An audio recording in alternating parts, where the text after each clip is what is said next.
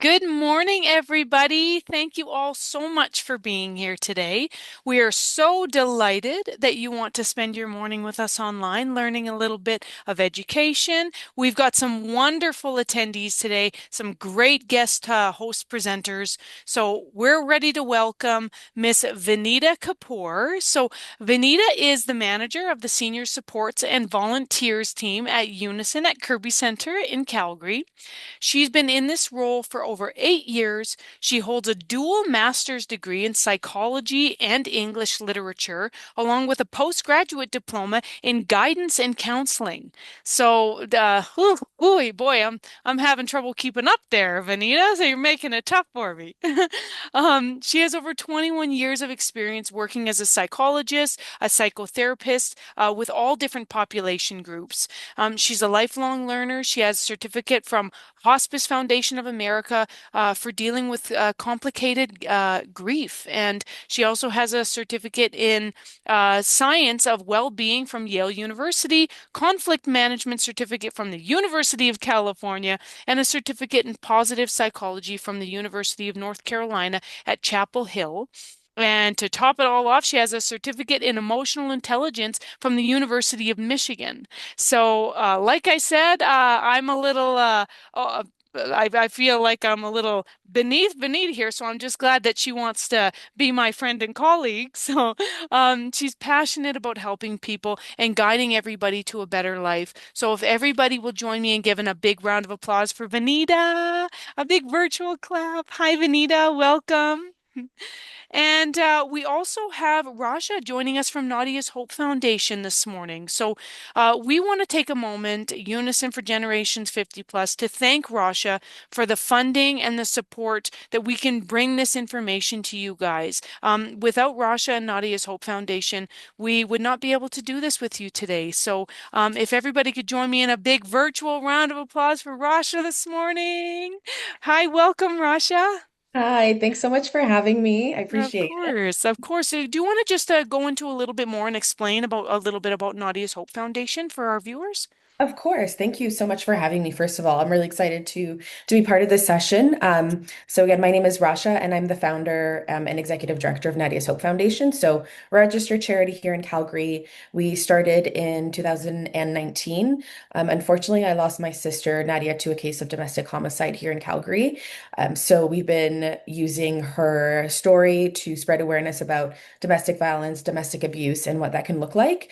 And so the last couple of years, we've had our focus shift towards, the senior community. And last year, we our highlight was and focus about senior abuse, what that can look like when it comes to either family or healthcare providers, and just seeing, unfortunately, the ripple effects of COVID and what happened during that time. So the last couple of years, we've been focusing on senior abuse, education, awareness as well, because we've been getting funding from the Government of Canada for the New Horizons for Seniors program, which is what is letting us be able to host these presentations, virtual ones, as well as the ones at Unison. I think I've met a few people as well.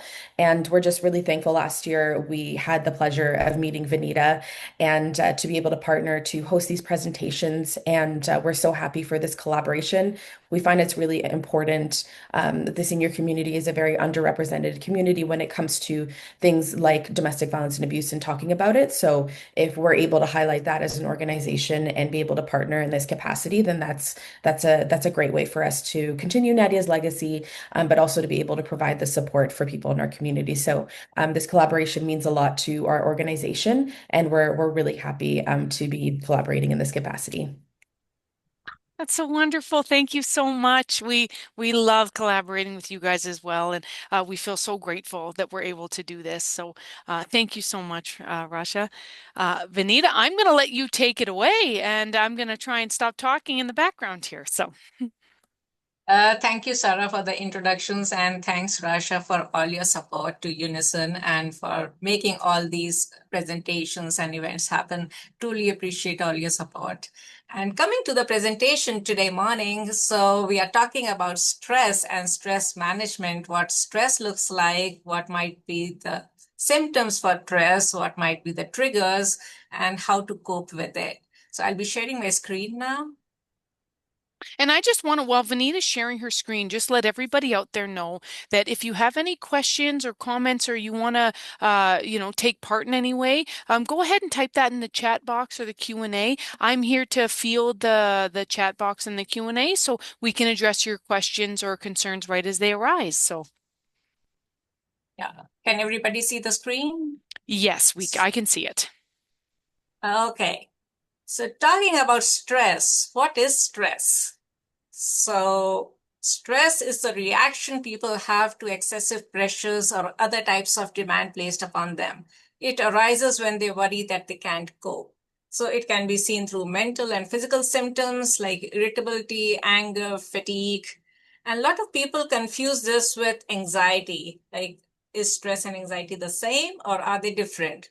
So anxiety is persistent, like excessive worries that don't go away, even in the absence of a stressor. And like I always follow this equation, like S is equal to P when P is greater than R. Like stress occurs when the pressure is greater than the resource. So most of the stress we experience is self-generated. How we perceive life, whether an event makes us feel threatened or stimulated, encouraged or discouraged, happy or sad, it all depends to a large extent on how we perceive ourselves. So self-generated stress is something of a paradox because so many people think of external causes when they are upset. Like if you ask people, why are you upset? They would say, oh, this person did this or this happened. So it's always external that we always blame. So recognizing that we create most of our own upsets is an important first step towards coping with them. So think about it. So there's an acronym SAD, like stress, anxiety, and depression. So stress is usually a precursor to anxiety, and anxiety is usually a precursor to depression. First, you get stressed, and then you feel anxious about it, and when that anxiety prolongs, it might lead to depression. So stressful life events often precede anxiety disorders, and patients with anxiety are most likely to develop major depression after stressful life events occur. Let's talk about the triggers for stress. So there could be external stressors like physical environment, social interaction, major life events, or daily hazards. So what could physical environment be? Like noise. A lot of people get stressed when there's a lot of noise in the environment. Or some people might get stressed if there are too many bright lights, or if it gets very hot, or if there's a confined spaces, like a lot of people we hear about, like they might have claustrophobia or they might feel cramped in confined spaces, and that might stress them out. Talking about social interactions, like rude behavior might stress people out, bossiness, aggression from others, or even bullying behavior might be an external stressor. Major life events like birth in a family or a death or change in marital status can be a stressor. Or some daily hassles like commuting. You are going to office and you're stuck in a traffic jam, and that's enough reason to get stressed. Or you have lost your keys and you're stressing out. Or mechanical breakdowns. Your car broke down in the middle of the road and you're stressed.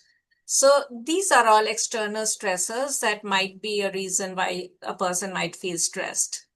But that's not enough. There might be internal stressors too, like lifestyle choices, negative self-talk, mind traps, or personality traits. Let's look at them. Lifestyle choices like having too much of caffeine might be an internal stressor, or you are not sleeping well. You get up in the morning, you're grumpy because you didn't get enough sleep, and you feel stressed throughout the day.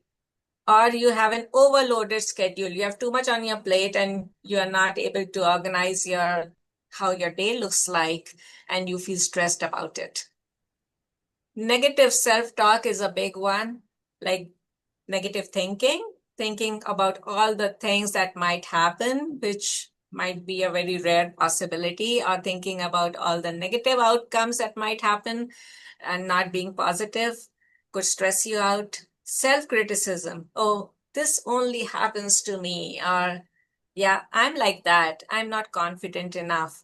Or if you have to do something or you have a project and you are always self-criticizing, self-analyzing yourself.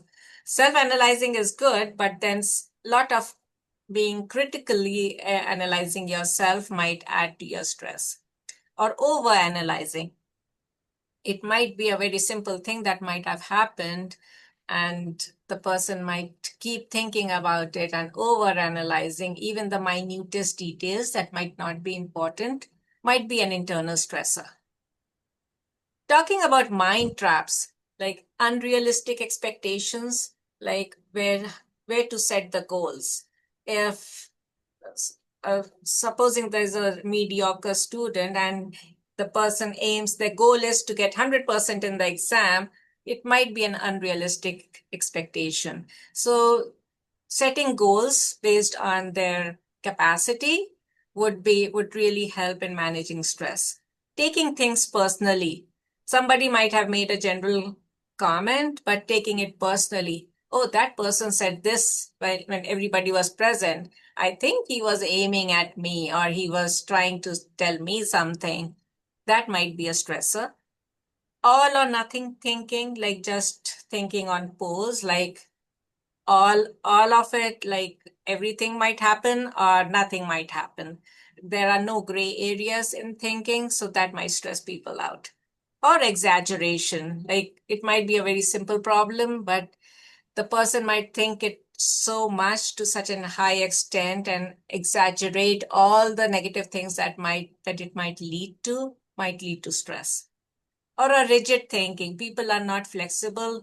They just want to think in one direction and are quite rigid about it. It could also be an internal stressor. Talking about personality traits, a lot of people think being a perfectionist is good, but it could actually be a reason for causing all the stress because you're always never satisfied with what you are doing.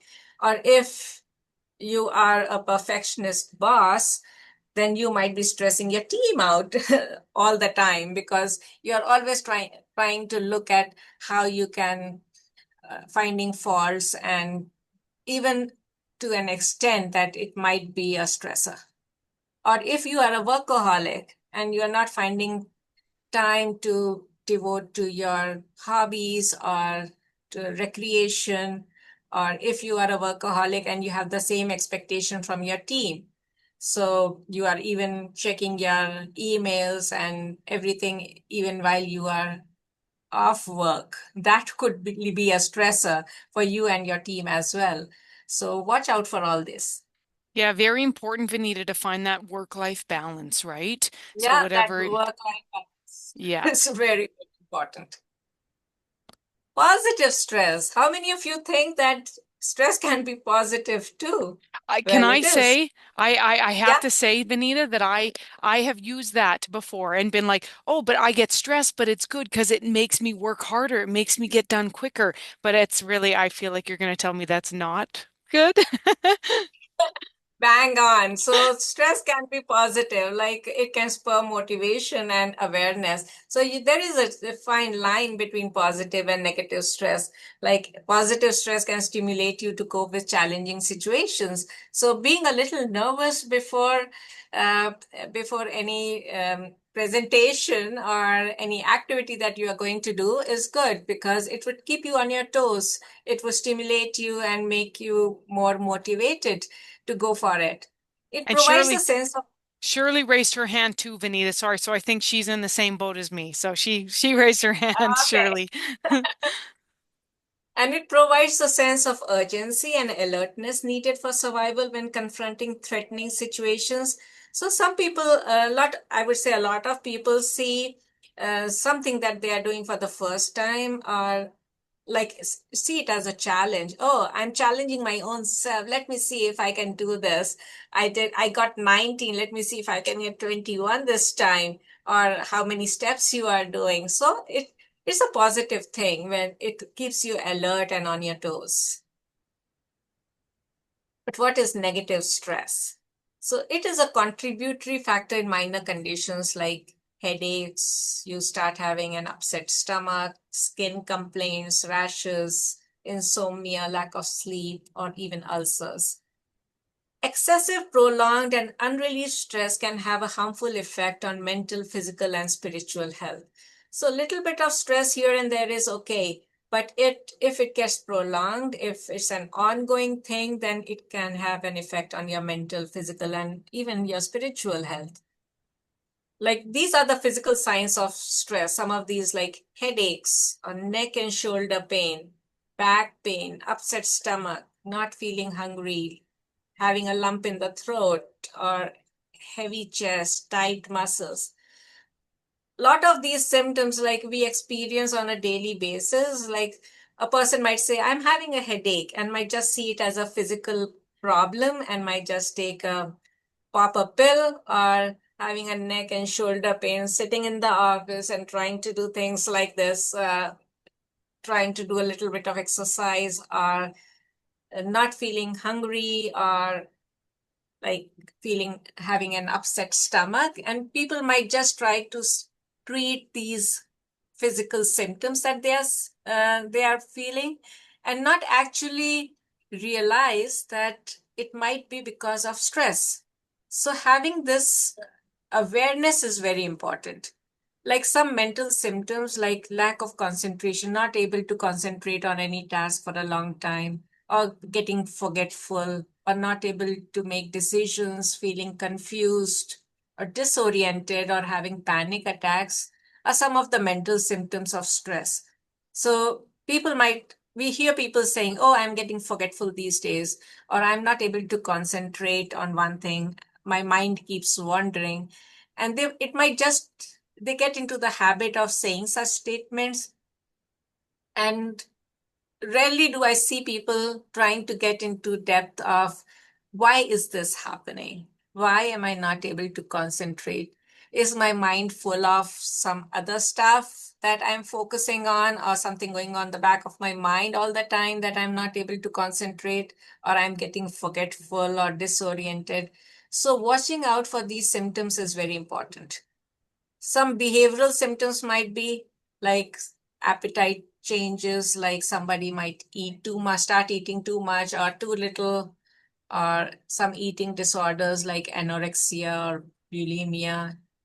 They might start taking alcohol or drugs, or increase in smoking habits, restlessness, fidgeting, nail biting, hypochondria. Hypochondria is like people start imagining that they have a problem with their physical fitness, or they are having some disease, or which actually might not even exist. Coming to emotional symptoms like feeling depressed, getting bouts of depression, or racing thoughts, one thought after the other, getting irritable or angry or restless, or crying on little things, getting teary eyed, feeling overwhelmed, not motivated, or not able to focus on stuff, and deterioration of personal hygiene and appearance. Somebody you might know who was always very careful about how they dressed or how they um, appeared before people when they met them. And suddenly you see the person who's not very, and not ironed clothes, or hair not kept properly. So if you see that's a sign that something is wrong with this person. Maybe the person is going through a lot of stress in their life. And long-term stress can really be very harmful. So we have to watch out for all these symptoms. Like if the person is facing long-term stress, it could lead to high blood pressure, stroke, digestive issues, sleep disorders, not getting sleep for a long period of time, days after days, feeling depressed, uh, even cancer if it goes to that extent, loss of memory, fatigue, or falling into addiction for stuff. So that is not good. Now we discussed about what are the symptoms, what to watch out for. Now it comes with how do we cope with stress. So it's a ABC strategy. What is A? A is awareness. Awareness is like being aware of what's happening with you. What's the trigger? What causes you stress? And how are you reacting to it? So the trigger could be there, but how are you reacting to it? How do you respond to it? And the B is balance. So there's a fine line between positive and negative stress. So how much can you cope with it before it becomes negative? So everybody has a different line of between positive and negative stress. Some people can take more stress than somebody who might get stressed out even for a small thing that's happening in their life. So everybody needs to know what's their balance, what's the fine line. And C is control. What can you do to help yourself combat the negative effects of stress? So ABC, awareness, balance, and control. This is very important. So the first step to coping with stress is learning to recognize it. Like if you have suffered a loss, are struggling with an illness or disability, or are having trouble dealing with major change in your life, know that symptoms of stress are normal and not a sign of weakness. It's normal if you are going through an illness or disability to feel stressed. So recognizing that is important. But prolonged sadness, anxiety, loss of interest in life, and giving up activities you once enjoyed are not a normal part of getting older. They could be signs of depression. So somebody goes through a major event in life or a change in life, and okay, you got it, you had this problem, you were stressed, and you come out of it. But if it's prolonged, you keep going on, and it becomes a part of your life. That stress becomes a part of your life. You start losing interest in things that you once enjoyed doing. That's a warning sign, and it could be a sign of depression. How do you cope with it? Take care of yourself. So when dealing with stress, it's important to get plenty of sleep and maintain a healthy diet. Avoid caffeine and alcohol. Get regular exercise. Exercise releases hormones that help you fight off stress and depression. So exercise can improve your sense of well-being.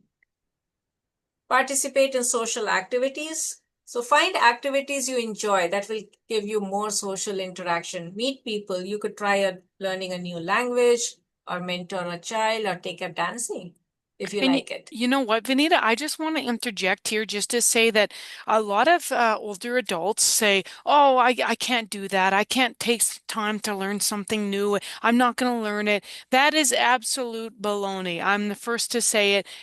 That we are lifelong learners here, and yeah, I mean, the people who say that you can't learn as you age, that's no, absolutely not true. So we absolutely can. So take that time if you've got it, these are your golden years, use them, right? Learn new languages, learn new,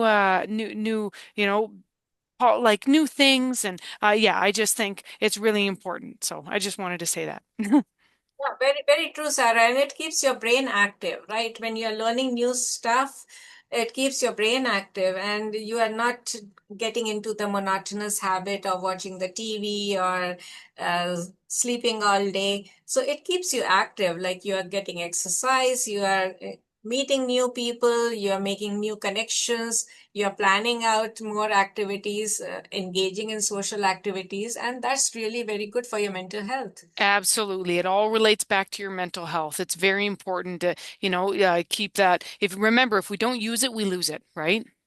Definitely, it's like a parachute in your Yes, life. yes. Yeah, yeah. Use it or lose it. That's right. Talk about your feelings. Talk about your feelings. So sharing your feelings with friends and loved ones is the best way to get these emotions out in the open where you can start to deal with them.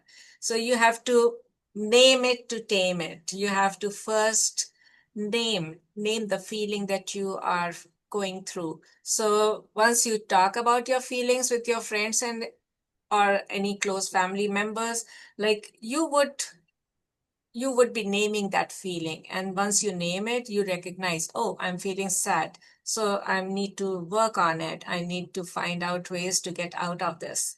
Like a lot of relaxation techniques help, like deep breathing, meditation, yoga can be helpful.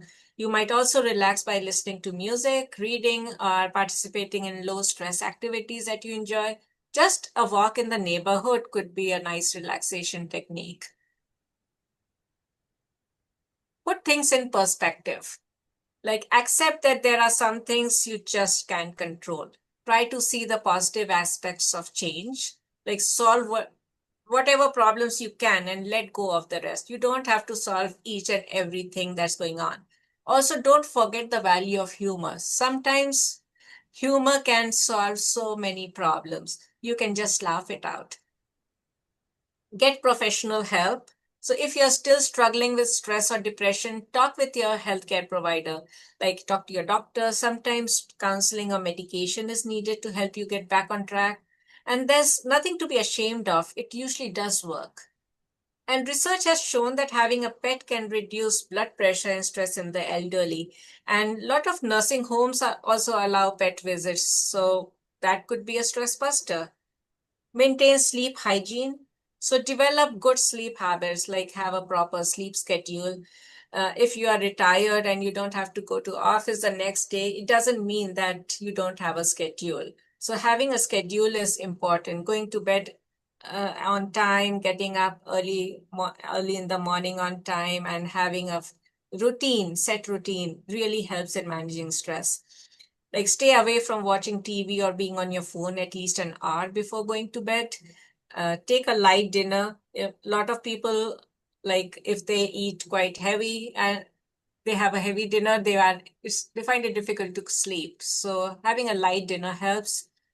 Other treatments effective for some people might be meditation or go for a massage or a yoga class that might help you. Now, here is a nice, very small grounding exercise. Let's do this together. To help calm a busy mind, start by taking several slow, deep breaths in through your nose and out through your mouth.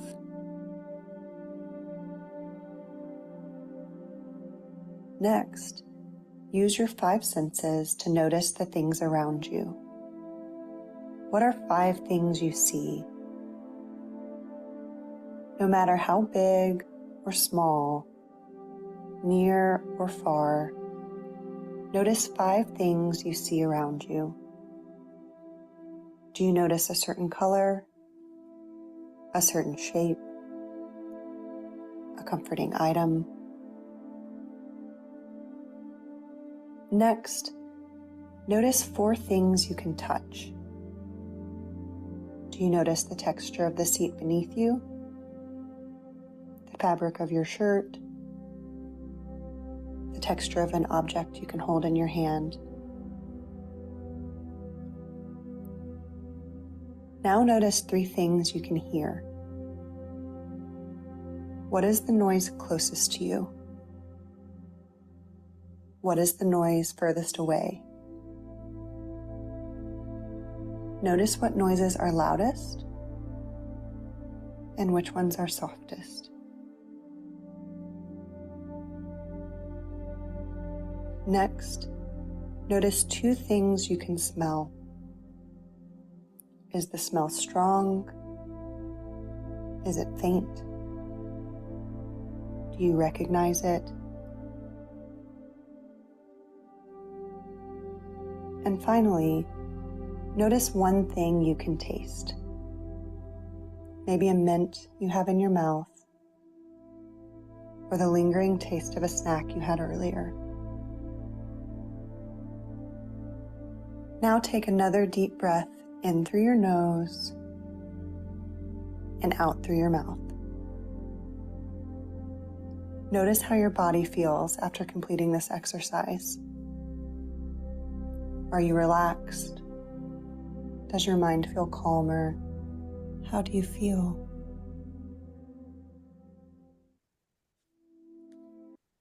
Isn't this great?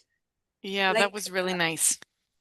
If you do this exercise, one thing you will realize while you're thinking about all the things that you can see, touch, or taste, or feel, you are forgetting what was there on your mind. Mm. All the things that was stressing you out take a back seat and you feel grounded in the present moment. So your mind gets focused on other things that are there right there in front of you, around you. And all the things that you were worried about, they take a back seat. So I would say try to follow this grounding exercise whenever you see stress taking charge of you. Just follow this. Coming to this, this is a nice diagram that I really am fond of, like the relationship between thoughts, emotions, and behavior. So, what are thoughts? Thoughts are the words that run through your mind. They are racing in your mind. They are the things you tell yourself about what's going on around you. There are many different thoughts you could have about a single situation. Just because you have a thought doesn't mean it's true. I'll just repeat this. Just because you have a thought doesn't mean it's true. Your thoughts are guesses about why something happened or about something that might happen. So, coming up with new thoughts will help you see a situation differently. Now, how is it related to emotions? So, feelings come and go as different things happen to you. You might feel happy, angry, and sad all in one day. So, how we feel affects what we think and do. So, coming to behavior. So, what we do affects how we think and feel. So, everything is related. Actions are the things that you do or the way you behave. Your thoughts and feelings have a big impact on how you act. So, if you feel happy, you have happy thoughts, you are likely to do nice things. But if you feel angry or grumpy, you might want to act mean. So, first thing we need to watch is what's happening in our mind. What are the thoughts that we are having? Because that's controlling how we feel, and how we feel controls how we act. So, be careful. Thoughts, feelings, and actions. Another one that I'm very fond of talking to, like what happened? I'll give you a scenario. So, my friend Emma hasn't spoken to me as much as usual over the past week.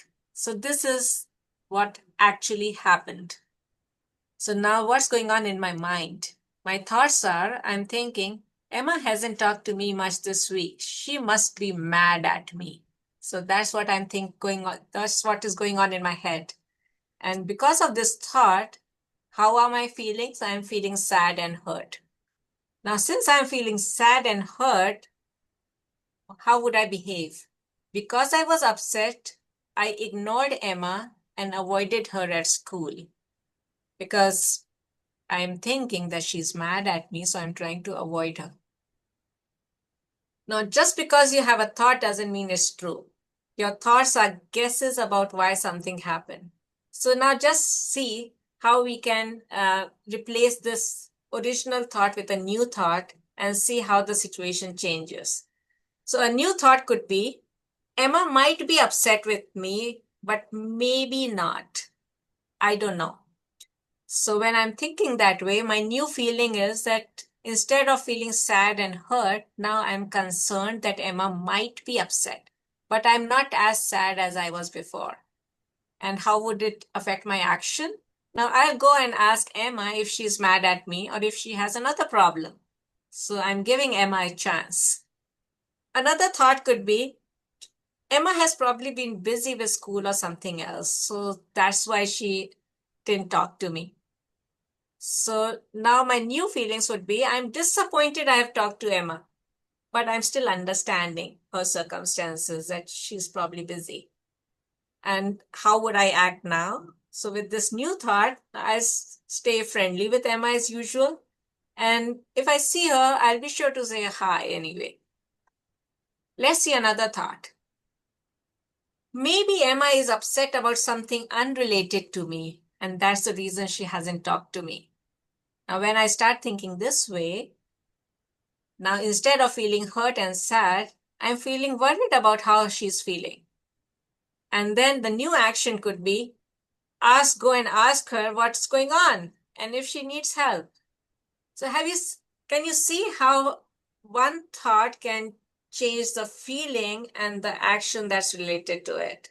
So it's very important about what's going on in my head, about what I'm thinking, because the thought is what is determining how I'm feeling and how I'm acting, and how much I feel stressed about the whole situation after all. So reframing, changing your thinking is important. Reframing and positive thinking go hand in hand. So reframing is a technique. So it's a technique to change the way you look at things in order to feel better about them.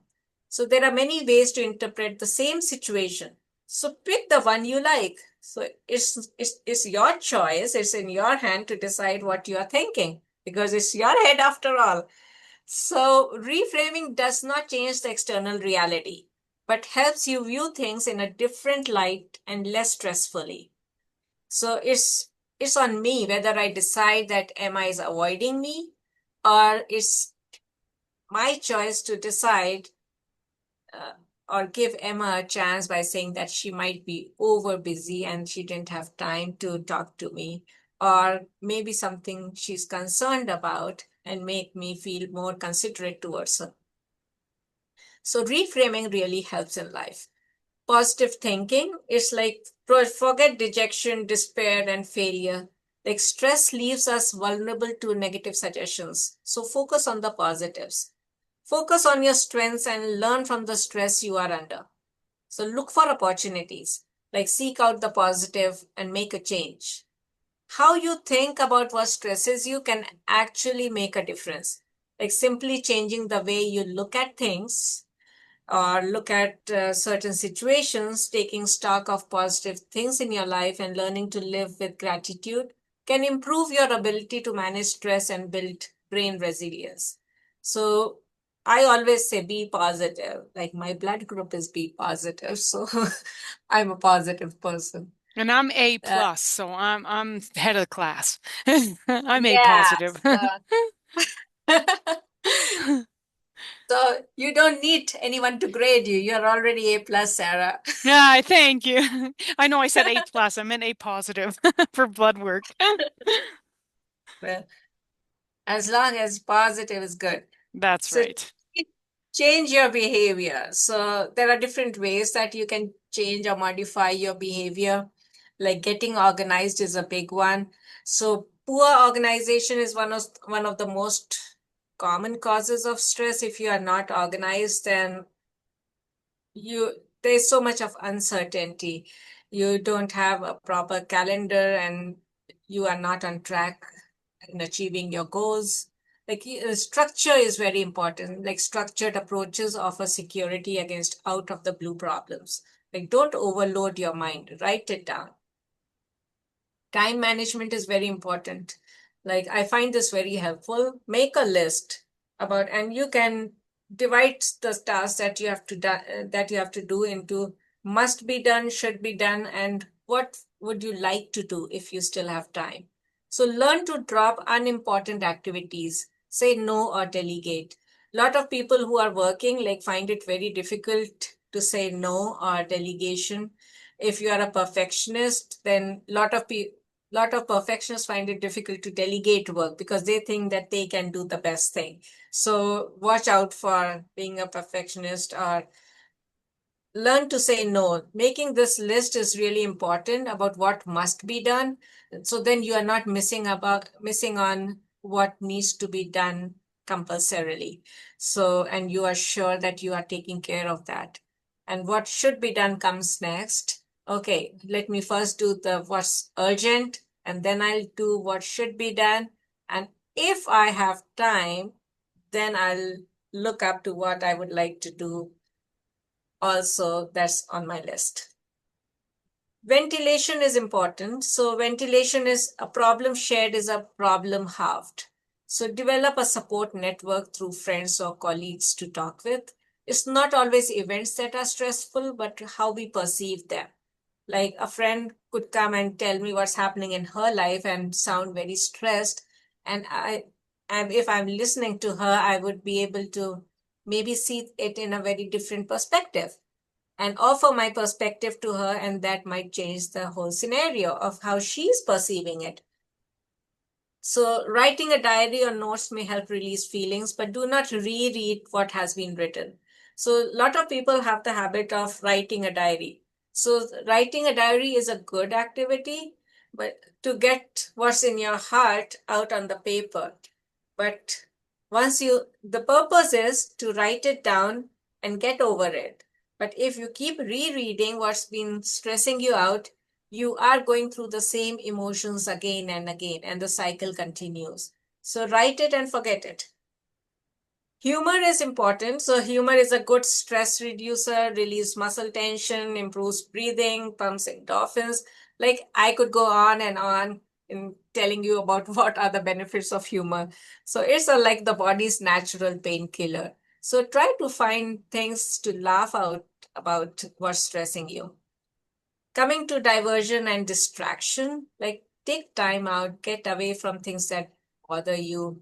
So it will distract you from what's stressing you out. So think logically and do stuff that you find happiness in doing. Being assertive sometimes is very helpful. Like it involves standing up for your personal rights, expressing your thoughts, uh, feelings and beliefs directly, honestly, and spontaneously in ways that don't infringe the rights of others. So that's important. It helps you to manage stressful situations and will in time help to reduce their frequency. There's a difference between being assertive and being rude, right? Yes. So that's why I said don't infringe the rights of others. So do Yes, it in a way that doesn't infringe the rights of others. that's right. So being assertive is good, but you need to be careful about whether it's not hurting others. You Yeah. shouldn't. And the key to assertiveness is verbal and non-verbal communication. So keep that on your list. Talking about social support groups, I can't talk enough. Like it's so important. Family, friends, people nearby that you trust can be a very helpful resource for you to turn to when you feel you are losing control. Like they may be able to help you identify stressful situations and know when to get, and they really know you. So they would know when to get you out of them. So they would be your support system. So talk about what's going on in your life. There should be someone that you can share what's going on. And because these are the people who know you. Like sometimes you tell a friend what's going on and she might just crack a joke and say, oh, so this is another one. And or maybe say, oh, you did had the similar thing last time, and you know that it was just a very minor thing and you were overstressing. So they even remind you of all your successes in life and how you got over all the things in the past, and this is just another one, and make you feel better. So having that support group is very important. Stay connected, like support groups enhance feelings of acceptance. You feel that you are not alone. They are there to support you. Hobbies serve as a good mental escape. Everybody should have a hobby to go to, like make order out of chaos. Gardening is a good one. Scrapbooking or writing a journal or being organized. Letter writing used to be, I see less people writing letters, but it's so cathartic. Like having that hobby can really help you in releasing the feelings that are just stuck there inside. So you are able to express yourself better when you write. Reading books can be a good one. And talking about books, Unison has a nice community library. So you can come and visit Unison and take a book that you would like to read. Forgiveness. This is a big one. Like it is considered an antidote for anger. Forgiveness is done for you, not the person who wronged you. This is something very important. Like a lot of people think, why should I forgive the other person? He did this to me, that to me. But remember, it is for you, not the person who wronged you. It is a means of letting go so you can move on with your life. If you won't forgive, you'll keep moving with like a big heavy bag on your shoulder, So the earlier you keep the bag, your shoulders will pain less. So don't wait for an apology. Forgiveness always involves the aspect of acceptance. So forgiveness does not justify a wrongdoing. So I'm not saying go and forgive, and that means that the person was not wrong.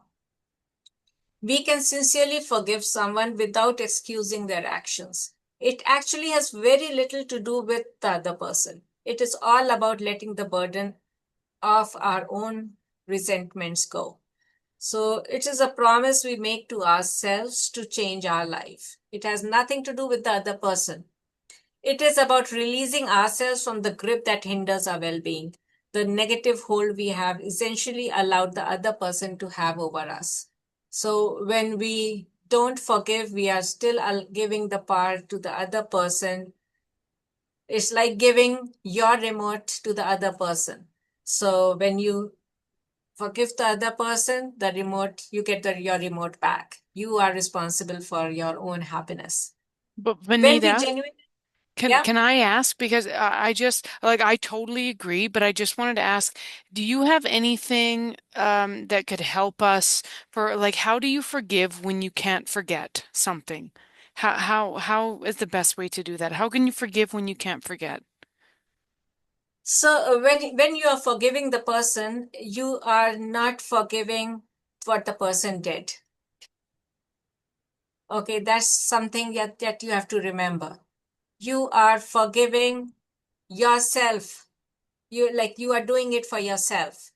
You are it's like a promise we make to ourselves to change our life. It has nothing to do with the other person. Like when we genuinely forgive someone, we do not revisit the offense. We do not hold it over the other person's head or relive the pain we have attached to it. When it's over, it's over. So we don't want to remember what happened again and again. I, So I I would say like like that. we have limited perspective into what motivates another to do, say, or act the way he does. We don't have control of what other people, how they behave. When we feel wronged, it is always worthwhile to consider the other person's point of view, to take the circumstances that may have influenced him to do what he did into account. Like putting ourselves in someone else's shoes may be a Yes. very helpful healing tool because you don't know what the other person was going through at that point of time. So Yeah. it's not about them, it's about you. You want to keep that bag of stones down. The earlier, the better. Absolutely. I love that. Yeah, just taking into account the perspective that the other person was in when they did something that's so unforgivable or, where they were at that time. So yeah, understanding that. I think that's great. Thank you, Benita. No worries. You never know what someone is going through. Be kind always. And I Yeah. have a very nice story. I'll just quickly go through the story, tell you. Like a car was ahead, moving like a turtle and not giving me way in spite of my continuous honking. And I was on the brink of losing my cool when I noticed the small sticker on the car's rear. Physically challenged, please be patient. And that changed everything. I immediately went calm and slowed down. In fact, I got a little protective of the car and the driver. I reached home a few minutes late, but it was okay. And then it struck me. Would I have been patient if there was no sticker? Why do we need stickers to be patient with people?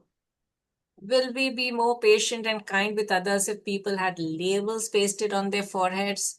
Labels like lost my job, fighting cancer, going through a bad divorce, suffering emotional abuse, lost a loved one, feeling worthless, financially broken. Like the list is endless. Everyone that we know is fighting a battle we know nothing about. The least we can do is to be patient, kind, and compassionate.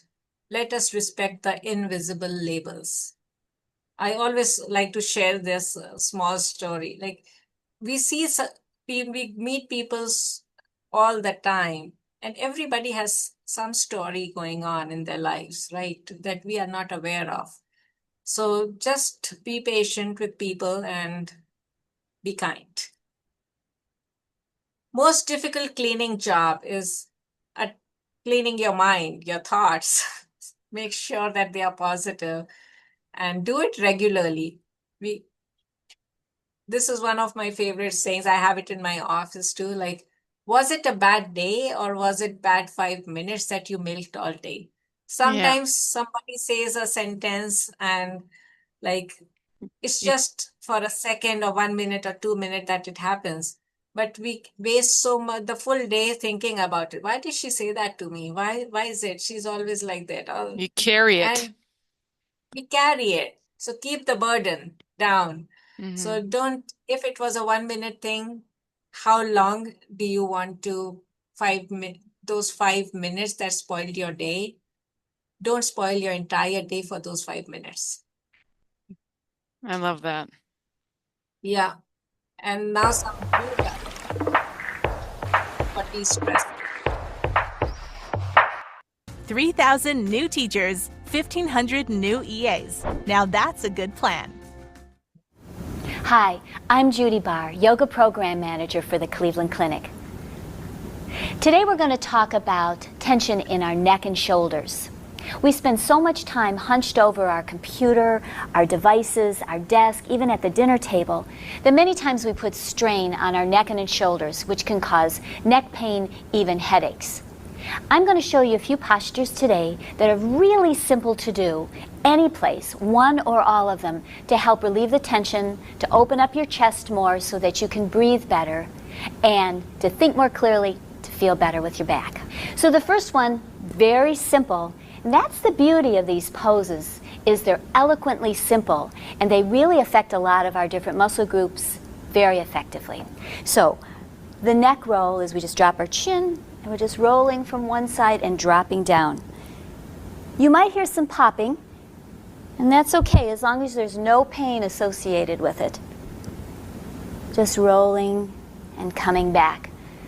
The next are shoulder rolls, and these particularly really help to loosen the tight muscles in the front, the side, and the back of our shoulders. So going and rolling along one way, and then rolling the other.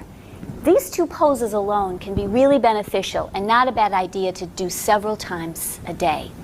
The next pose we're going to do is called fan pose. Move as far forward on the chair as you can, put your hands in the back of the chair, and then just slide up as far as you can, leaning forward while still keeping your elbows straight. If they're bent, you're not going to get the tendons in the shoulders that we're trying to get. So pulling your shoulders back, it feels really good. This one is especially good to do during the day while you're working at your computer. And pulling your shoulders back, take a long breath in and exhale. So you can really see the ribs moving, and notice how much this opens the chest, which helps to counteract gravity. And we take a nice long breath in and coming back and down. So the next pose we're going to do is primarily for your back. The idea here is as you cross your arm over your body, that the weight of the arm is in the supporting arm. This way all the muscles in the back can relax. So pull it over as far as it'll go. Again, no pain in it. You may even want to look towards the shoulder. Take a big breath in. You feel a nice stretch back by your shoulder blade. Really a big tension point. Then take that same arm, and as if you're going to shake hands, take it behind you, and then bending from one side, and a nice tall spine, always lengthening, and over to the other. This gets a big muscle that comes down our back called the trapezius. Doing the other side, same thing. Weight of the arm, pull it away, look even slightly, and pull. You'll feel a nice stretch in that shoulder blade. Take a breath. And then as you exhale, bring it around, hold on, or just put it back as far as you can, and again, go side to side. It's getting some edges of the muscles that get really tight in our back when we sit. The last pose is called stir the pot, and it's using gravity. Put your elbow or your hand on your leg and let your arm just hang for a moment.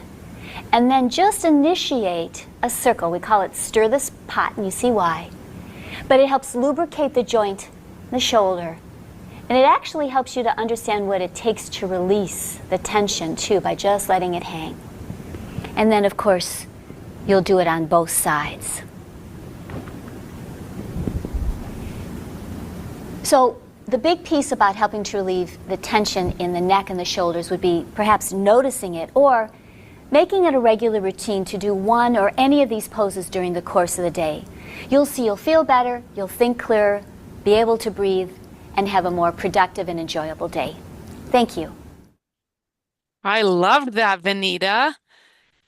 Yeah, That, I love this video too. Like I'm doing all these exercises when I'm in my office oh, because it really, really helps my muscles I was relax. just this whole time I've been sitting here like, oh, I got a pain in my neck, and I've been rubbing my shoulder. I don't know if anybody saw, but yeah, I just been touching. And then she said neck and shoulders. I thought, oh, perfect opportunity. And I do feel so much better.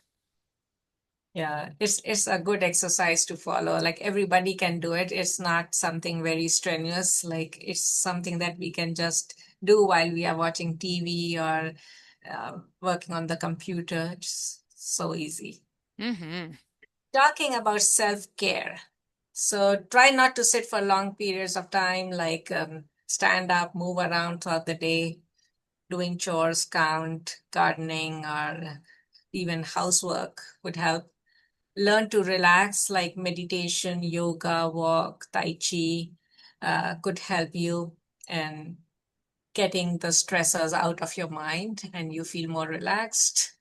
There are a lot of online workouts that you could and apps on your phone that you might find helpful. Do that. Plan your day, stick to it. So a good way to manage anxiety. Get active, like frequent physical exercises associated with less psychological distress. So results show that social support tends to promote more frequent exercise. Like if you have a walk buddy, then you are more likely to go on a walk every day. And rather, if you are going alone, you might feel lazy at times, and then you might get off the routine if you are just trying to do it alone. So more emotional support is related to better exercise habits. If you have a fitness goal, share it with 5 people.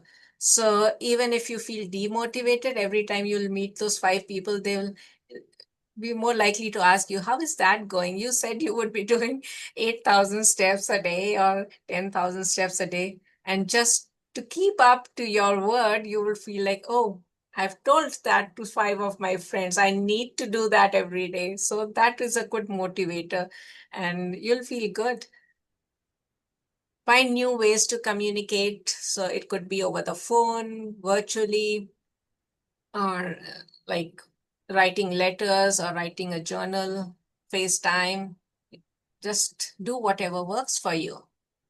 Lot of games are there to divert your mind, like Mahjong, Scrabble, chess, puzzles, solitaire. Do whatever you find fun in. Some of the apps to deal with stress and anxiety, like Reach Out, Breathe, Self-Help for Anxiety Management, Pacifica, Mind Shift. They are really helpful if you want to go for these. Laugh. Oxygen-rich air. It helps in the intake of oxygen-rich air, stimulates your heart and muscles, enhances endorphins, triggers a positive feeling in the body. Even if you just smile, you would see that your mood improves. It helps to lessen depression and anxiety and makes you feel better. And we have evidence for that. Hear this. Makes this better than a good laugh. It draws people together and it releases tension. But there may be another benefit to laughing. It's helping some seniors get in shape. Fox Medical Team's Beth Galvin is here now to talk about a new program that's called Laugh Active. And good morning, Elise. And Laugh Active is basically using simulated laughter to help older adults get in shape. So there are no jokes that you have to get, and there's no punchline that you have to listen for. You just sit down together and you laugh. Waving laughter, ready, go. At Delmar Gardens, a senior living community in Smyrna, Celeste Green works the room, trying to get people giggling. We're laughing on purpose. And what I like to say is we're laughing on purpose because it feels good and it's good for us. And 95-year-old Martha Affelter is one of the first to catch the chuckle bug. She considers herself a lifelong laugher. God gave us laughter to make us happy, so I appreciate anything nice that makes me laugh. So we're going to do a laughter exercise. Green, who earned her master's degree in gerontology from Georgia State University, recently founded Laugh Active, which incorporates simulated laughter, or laughter you can practice and learn, into an exercise program designed for seniors. It's because laughter is actually shown to strengthen and relax your muscles. So what happens is exercise can seem very strenuous. And we try to add in a laughter exercise every 2 to 4 strength, balance, or flexibility exercises. Here, there are no lame jokes or missed punchlines, just laughing for the sake of laughing. It's based on scientific evidence that actually shows that your body doesn't know the difference between real laughter and just going through the motions of laughter. So what we do is we just laugh. And a recent Georgia State study found that mixing laughter and exercise can help seniors build strength and flexibility and balance. Virginia Cooper is 87. Makes us better than. And if you want to laugh more, in our Wellness Connection Center, we have laughter yoga. So, and I have attended that and it's so much fun. We were in splits, like laughing. And like, if you haven't experienced it, contact our Wellness Connection Center, contact Lola, and she could enroll you for one of those sessions. You would really enjoy it. Okay, so these were some of the coping strategies. Now, looking at some of the ineffective coping strategies, like all coping techniques that avoid stress rather than confront it are ineffective. So if you are avoiding it and not confronting it, it's ineffective. Like some people might start drinking to deal with stress, or that could lead to alcoholism. Fighting could lead to spousal abuse. Taking drugs might lead to addiction. Avoidance of any kind leads to more stress.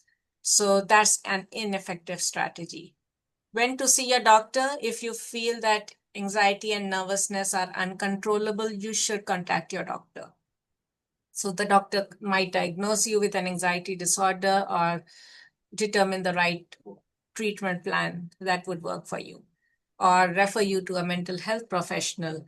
And they might prescribe you low dosage of medication for older adults to find. So it's important to find what's the right dosage for your body. And don't take medication just on your own, but it's always better to go to your doctor and they would prescribe you whatever dosage would work for you. Psychotherapy may also be recommended to effectively manage your anxiety disorder. And there's nothing to be ashamed of seeking professional help. Anything that costs you your peace is too expensive. So anytime that you are thinking that I'm getting stress, just think about, is it worth it? It is expensive. So just to sum up, identify your triggers, be healthy, get organized, stop procrastinating, turn off your phone. Sometimes just being on the phone might be a stressor too. Listening to news might be a stressor. Do something that makes you happy, accept the situation. Gratefulness is a big one. Write a great gratitude journal, maintain it. Avoid multitasking. So today's to-do list would be, I will choose happiness. I will ignore negativity, forgive myself and others, and my past will not define me. So today is another day. Let's start fresh. Let's start with a smile. Okay, after listening to all this, I want to test your stress level with this quick brain teaser. I'll show you a picture, and this picture was used in a case study on stress levels at St. Mary's Hospital. So there are two dolphins jumping out of the water. Look at them. So the dolphins are essentially identical. A closely monitored scientific study revealed that in spite of the fact that the dolphins are so similar, a person under stress would find many differences between the two dolphins. The more differences a person finds between the dolphins, the more stress that person is experiencing. So are you ready to look at the image? And if you find more than one or two differences, you may want to enjoy a really relaxing holiday.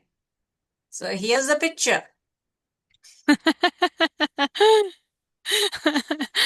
Oh, I don't see a difference. Okay, so no stress for you, Sarah. Oh, phew. Oh, I like And if that. you are stressed, if you can find differences, you really need a vacation. Do something fun. Okay, that was it. So our next presentation, this is a poster for our next presentation, Declutter Your Nest. If you have Which not already registered, here is the QR code. Yes, And it's in the QR code is on the screen there, so take a picture of it. We've also got the link in the chat box, so it's the first one in the chat box. I will also I'll put it in there again. We've got a few comments. I just want to read a couple of things here. So again, the link to the next presentation, Declutter Your Nest, which is on November 13th from 10 to 11 a.m. We hope to see you back for that one. Also, Carmen typed in the chat box and said, "Thank you, Vineeta. Such a wonderful presentation. You are always so positive." Um, we also have Mary. Um, Mary typed in, okay, let's see. No, that's it. Oh, wait, there we go. There's another one. Excuse me. Someone else has typed in and just said, "Thank you so much. Watching from Wentworth Manor ADP group." So Wentworth Manor, BSF, what's up? Awesome. Well, if anybody has any last minute things they want to stick in the chat box there before we sign out, then you are more than welcome to. We've also got somebody else that typed in, said, "Thank you so very much, Vineeta." Everybody's given hearts, and we know if you come to our online presentations often, we're giving out the hearts at the end now. So we've got some more types chat in the chat box. Said, "Thank you, Vineeta. You're so helpful as always. Very much appreciated." Just really, really gratitude in spades, I think, today. So thank you so much, Russia and Vineeta. This was an amazing presentation. Thanks for your great presentation along with the various videos. Looking forward to future sessions. Great help. This is all such wonderful news. We're getting lots of hearts and lots of thumbs up. So uplifting and helpful. Thank you for sharing and making my day, Vineeta. These are all in the chat box. So thank you so much. It was wonderful. Thank you everybody for coming today. Thank you, Russia. Thank you, Vineeta. Come on back next month. Like I said, November 13th, we're doing 10 to 11, Declutter Your Nest. And next week, we have Seniors for Climate Action. So we're going to have a panelist group join in and talk about what we can do for our climate and how we can help with their stories, with your stories, and what we can do to better serve our environment and our earth. So come on back next week. Come on back next month. Again, hearts for everybody. Thank you all so much. Everybody take care. Thank you, everyone. One more thing, I would be sending out the survey for this presentation for a feedback. So everybody would be getting a survey. Please, please, please fill up the survey and send it to us.